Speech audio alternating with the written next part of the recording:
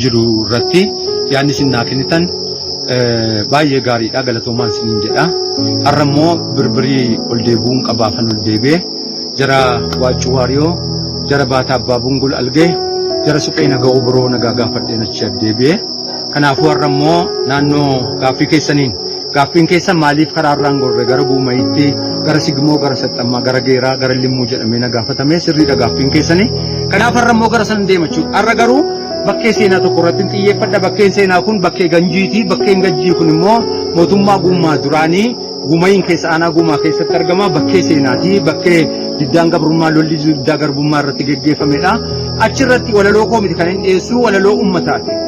Dingara maatii roobaa xargada busuu gijjoo alliyaa garoo gefooraachoo sigmoo guutuu gidoo daadhiin daadhii duriiree ibicha yuuraatiiree shendareen tokko baatee kan damma balleessitu ilmaan haadha walattee garasii gadarattee barcuma keenya guddaa guutuu manaa godhattee nama keenya gurguddaa guurtuu galaa godhattee ilmoo baawwata daruu daaraaf baasee taaru jedhee geerarcha.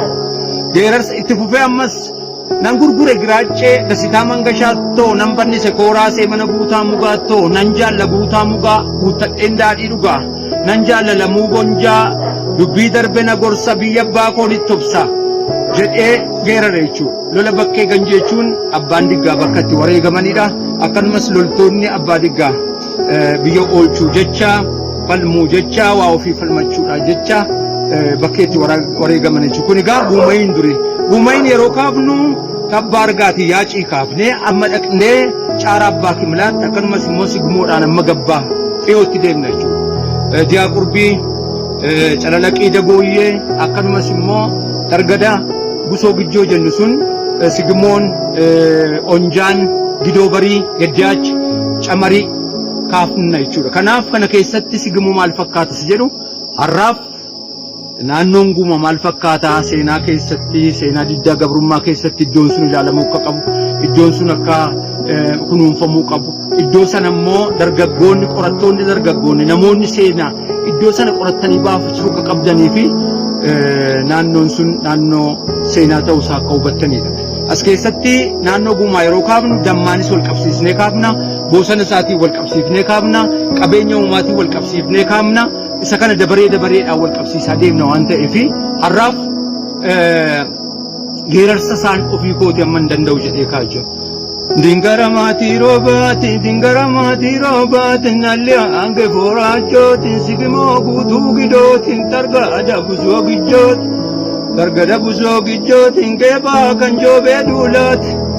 Daadhiin daadhii duriireetiin nebicha yuuraatiireetiin qexoo targadaatiireetiin shendareen tokko baateetiin kan damma balleessituutiin ilmaan haadha walatteetiin garasii gadaratteetiin barcuma keenya guddootiin guutuu manaa godhatteetiin nama keenya gurguddootiin guurtuu galaa godhatteetiin ilmoo baawwata daruutiin daraa abbaasee daaruu. Wallistoonnis kana baaftanii galmaayootu taa'e gaariidha. Bormaaliin itti fufnaa sararri kun sarara dammaatii sararri kun sarara qabeenya uumamaatii kun immoo sirbii naannoo Guumaa keessaa kunkumee maal fakkaata isa jedhu itti fufnaa jara geeraas hin dhufna. Caccabaa galaa koo minaan duulli nyaatu daddabaa karaanoo si mal duulli waamu jechuudhaan gara keessanittis gara geeraattis nan dhufa galatooma.